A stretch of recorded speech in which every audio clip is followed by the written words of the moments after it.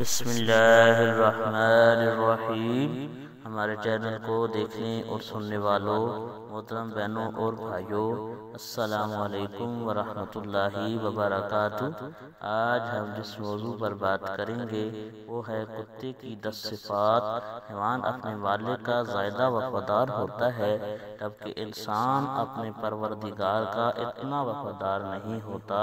حضرت حسن بصری رحمۃ اللہ تعالی علیہ فرمایا کرتے تھے کہ کتے کے اندر 10 صفات ایسی ہیں کہ اگر ان میں سے ایک صفت بھی انسان کے اندر پیدا ہو جائے تو وہ ولی اللہ بن جائے۔ فرماتے ہیں کہ نمبر 1، کتے کے اندر قناعت ہوتی ہے، جو مل جائے یہ اسی پر قناعت کر لیتا ہے، راضی ہو جاتا ہے۔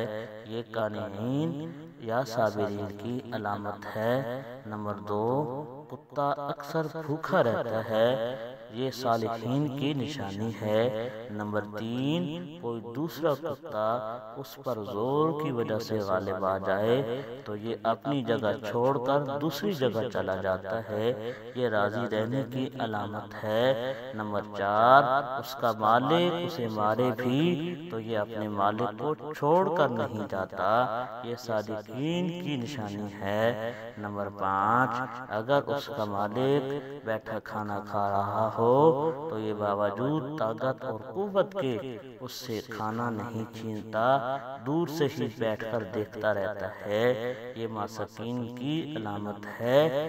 نمبر 6، جب مالک اپنے گھر میں ہو تو یہ دور جوتے کے پاس بیٹھ جاتا ہے، ادنی جگہ پر راضی ہو جاتا ہے، یہ متواضعین کی علامت ہے۔ نمبر 7، اگر اس کا مالک اسے مارے اور یہ تھوڑی دیر کے لیے چلا جاتا ہے اور پھر مالک اسے دوبارہ ٹکڑا ڈال دے تو دوبارہ آ کر کھانا کھا لیتا ہے، اس سے ناراض نہیں ہوتا، یہ خاشعین کی علامت ہے۔ نمبر 8، دنیا میں رہنے کے لیے اس کا اپنا کوئی گھر نہیں ہوتا، یہ متوکلین کی علامت ہے۔ نمبر 9، رات کو یہ بہت کم سوتا ہے، یہ محبین کی علامت ہے۔ نمبر 10، جب مرتا ہے تو اس کی کوئی میراث نہیں ہوتی، یہ زاہدین کی علامت ہے۔ غور کریں کہ کیا ان صفات میں سے کوئی صفت ہم میں بھی موجود ہے۔